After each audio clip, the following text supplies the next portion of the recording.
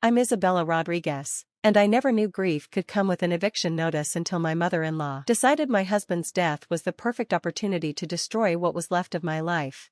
The morning after Marcus's funeral, I was still in my black dress, staring at a cup of cold coffee while my 3-year-old twins, Emma and Ethan, played quietly in their room. The house felt impossibly empty without Marcus's laughter filling the corners, without his terrible singing in the shower, without his arms around me when the world felt too heavy. Then Dolores, my mother-in-law, walked through my front door like she owned the place. "We need to talk," she announced, not bothering with a greeting or even acknowledging that her son had been in the ground for less than 24 hours. Dolores had never liked me. From the moment Marcus brought me home 5 years ago, she made it clear that I wasn't good enough for her precious boy. I was too young at 25, too Hispanic, too working class. When Marcus and I got married despite her protests, she barely spoke to me at the wedding. When the twins came along, she'd coo over them but address me like hired help. "What is it, Dolores?" I asked, not having the energy for whatever drama she was brewing. She sat across from me at Marcus's kitchen table, the one where he'd proposed over pancakes 3 years ago, and folded her hands like she was conducting a business meeting. "I know this is difficult," she said, though her tone suggested otherwise, "but we need to discuss your living situation." My stomach dropped. "What do you mean?" "This house belongs to Marcus's family, always has. With him gone, there's no reason for you and the children to stay here." I stared at her, sure I'd misheard. "Dolores, this is my home. Marcus and I bought this house together. The twins were born here." She shook her head, pulling out a folder from her oversized purse. "The deed is in Marcus's name only. He was always sentimental about keeping things in the family. Now that he's gone, the house reverts to me as his next of kin." My hands trembled as I reached for the papers. There it was, in black and white, the deed to our house in Albuquerque, with only Marcus's name on it. My heart sank as memories flooded back. When we'd bought the house, Marcus had insisted on handling all the paperwork himself. "Let me take care of this," he'd said. "You focus on the wedding planning." I'd trusted him completely. "You can't be serious," I whispered. "I have children. This is their home. My grandchildren will always be welcome in my life," Dolores said, her voice taking on a false sweetness. "But you were never really family, Isabella. You were Marcus's wife, and now you're his widow." That relationship ended when he did. The cruelty of those words hit me like a physical blow. I thought of Marcus, who would have been horrified to hear his mother speak to me this way. He'd spent years trying to bridge the gap between us, always hoping she'd eventually accept me. "I need time," I managed to say. "I just lost my husband. The twins just lost their father." "Of course," she said, standing up and smoothing her skirt. "I'm not heartless. You have 2 weeks to make arrangements." 2 weeks. To figure out where to go with twin toddlers and no savings because everything had gone to Marcus's medical bills during his 8-month battle with cancer. But Dolores wasn't done. Over the next 14 days, she made my life hell. She'd show up unannounced to check on the house, rearranging furniture and making lists of what needed to be repaired before I left. She brought real estate agents through without warning, forcing me to grab the twins and leave while strangers walked through our bedrooms. "It's just business, Isabella," she'd say whenever I protested. "I need to know what the property's worth."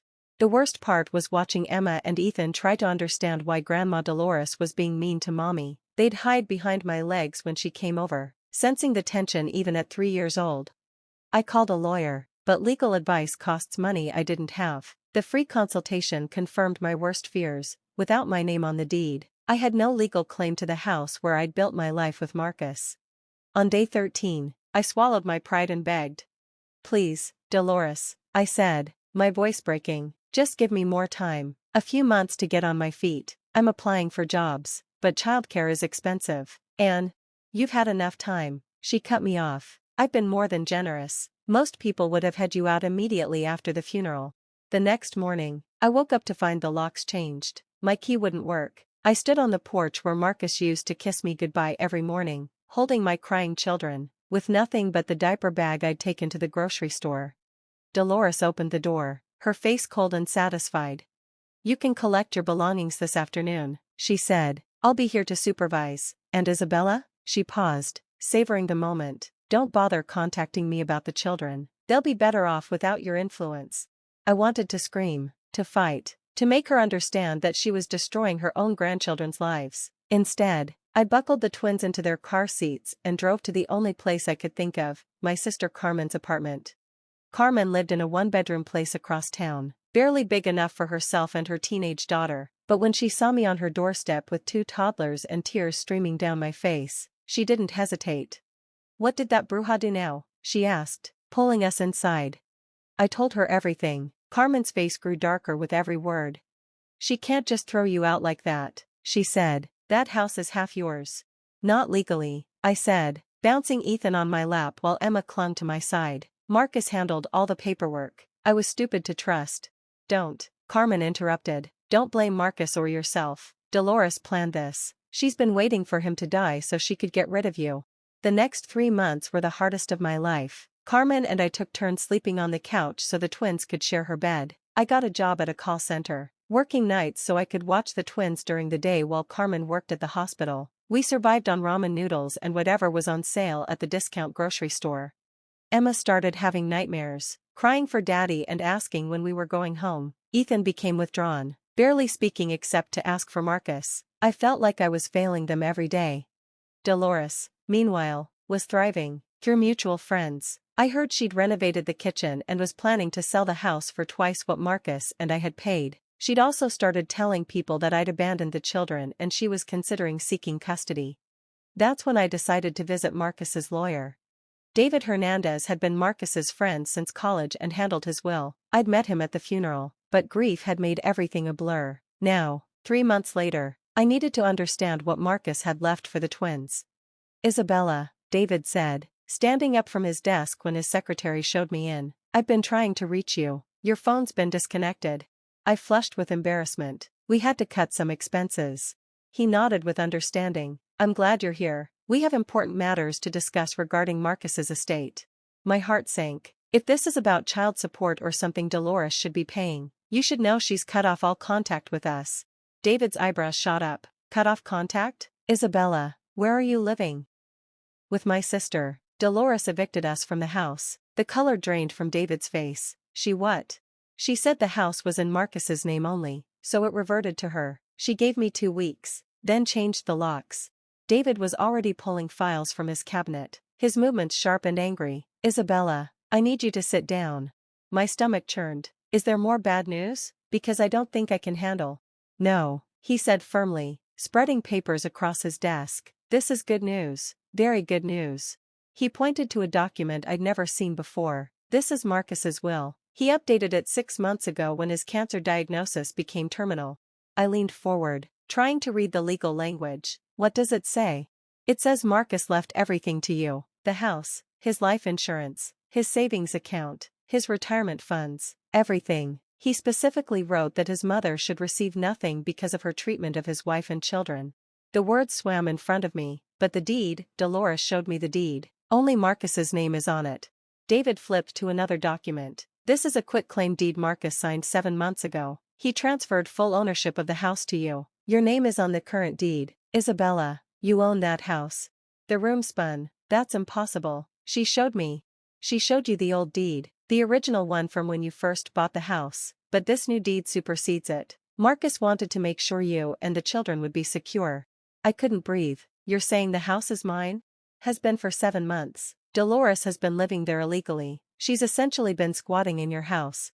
The enormity of it hit me all at once. For 3 months, I'd been struggling to survive, sleeping on my sister's couch, working nights and living on food stamps, while my mother-in-law had been living in my house, planning to profit from selling my property.